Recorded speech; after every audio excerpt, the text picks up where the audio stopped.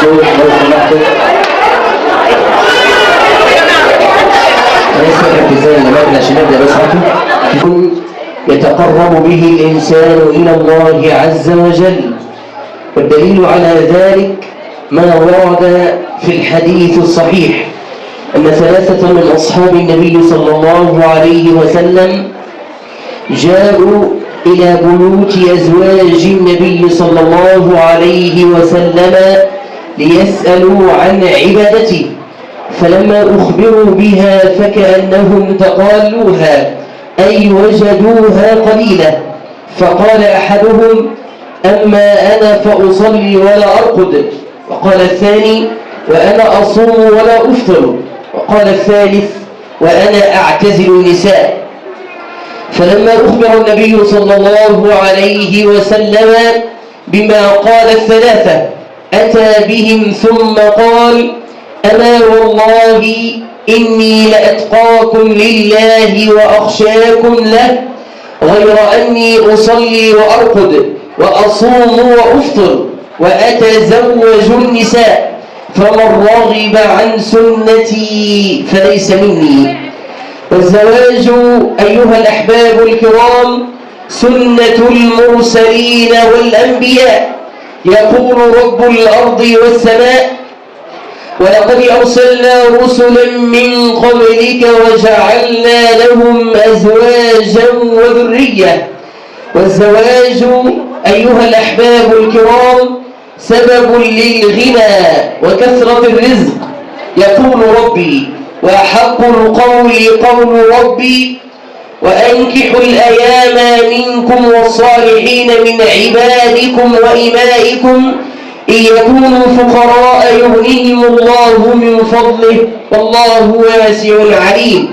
وقال صلى الله عليه وسلم: ثلاثة حق على الله عونهم، وذكر منهم الناكح الذي يريد العفاف.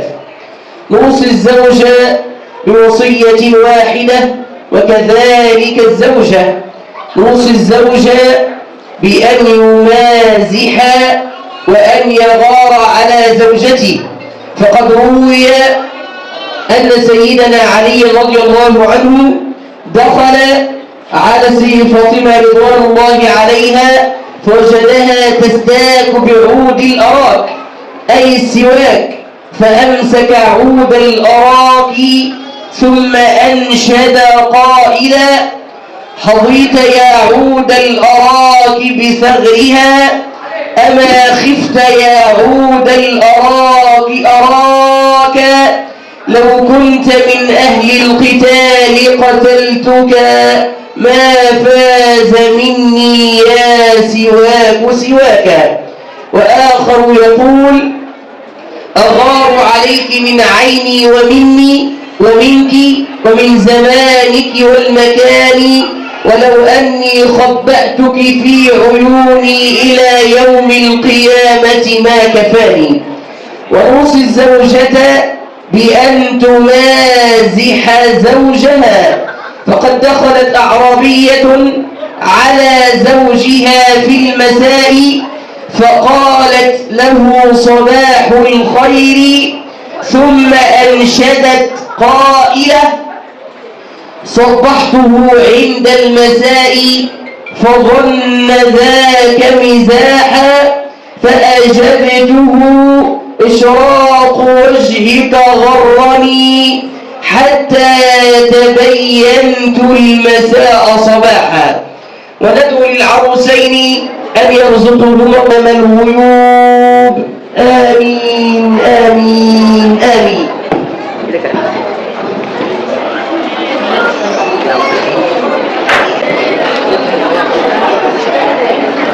الصوت لو سمحت.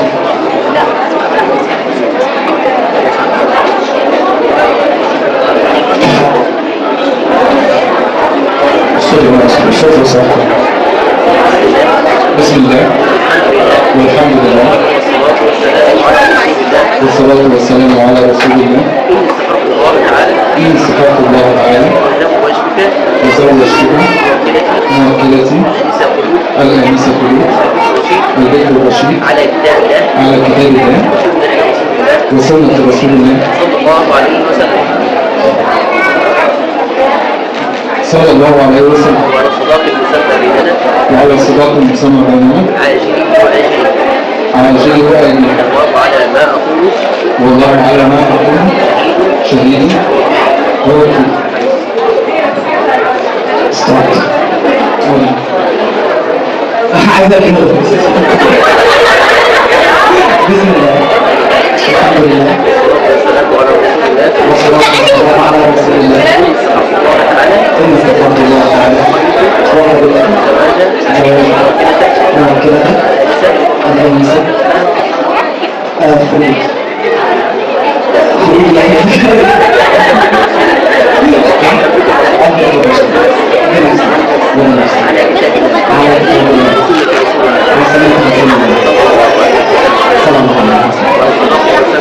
وعلى صلاة المسلمين عاجله وآجله والله على ما أقول والله على ما أقول شيء